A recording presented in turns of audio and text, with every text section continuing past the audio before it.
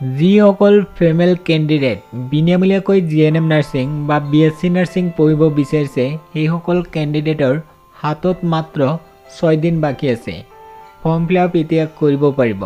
যিসকল মাত্ৰ 12 পাছ হৈছে, সায়েন্স কমাৰ্চ বা আৰ্টছৰ পৰা যদি এইচএছ পাছ হৈছে সেইসকল ছোৱালীয়ে জিএনএম নাৰ্ছিং বা বিএছচি নাৰ্ছিং ফৰ্ম ফিলআপ কৰিব পাৰিব। বিএছচি নাৰ্ছিং ফৰ্ম ফিলআপ কৰিবলৈ 12 পাছ সায়েন্সৰ পৰা হ'ব লাগিব। এডমিশ্যন ফ্ৰী, হোষ্টেল ফ্ৰী, থকা খোৱা ফ্ৰী।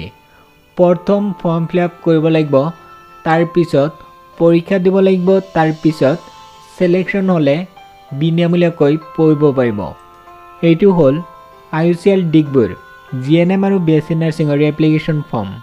ইয়াতে চাই লওক, লাষ্ট ডেট ডিচেম্বৰ মাহৰ 12 তাৰিখ লাষ্ট ডেট ইয়াতে উল্লেখ কৰিছে। এইটো এপ্লিকেশ্যন ফৰ্ম ফৰ্মেট আছে, ডাউনলোড কৰিব পাৰিব নিজৰ মোবাইলতে। প্ৰথম ডাউনলোড কৰি এইটো ফৰ্মেট আছে, এই ফৰ্মেটটো বনাই প্ৰিণ্ট আউট কৰি তাৰপিছত ফিল আপ কৰিব লাগিব। অফলাইন যোগে ফিল আপ কৰিব লাগিব প্ৰিণ্ট আউট কৰি। তাৰপিছত প্ৰমাণপত্ৰৰ সৈতে এই ইমেইল আইডিত পঠাই দিব লাগিব। নিজৰ মোবাইলতে এইটো কাম কৰিব পাৰিব। এই ইমেইল আইডিত পঠাই দিব লাগিব।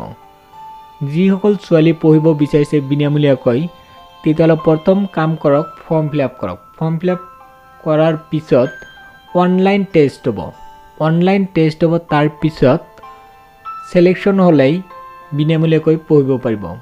ইয়াত অসমৰ প্ৰত্যেক জিলা বা গাঁৱৰ ছোৱালীয়ে ফৰ্ম ফিল আপ কৰিব পাৰিব। কোনো ধৰণৰ এপ্লিকেশ্যন ফি দিব নালাগে। ইয়াতে চাই লওক পঢ়ি থকা অৱস্থাত কিমান টকা পাব। ইয়াতে চাই লওক এমাউণ্ট উল্লেখ কৰিছে জিএনএম বিএছচি নাৰ্ছিং। অলৰেডি আগৰ ভিডিঅ'ত এইবিলাক জনাই দিয়া হৈছে।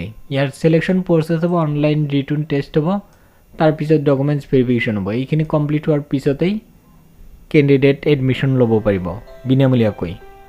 এতিয়া কাম কৰক, এই ভিডিঅ' ডেছক্ৰিপশ্যনত লিংক পাব, সেই লিংকত ক্লিক কৰি ডিটেইলছখিনি চাব পাৰিব। তাৰপিছত এপ্লিকেশ্যন ফৰ্ম ডাউনলোড কৰিব পাৰিব।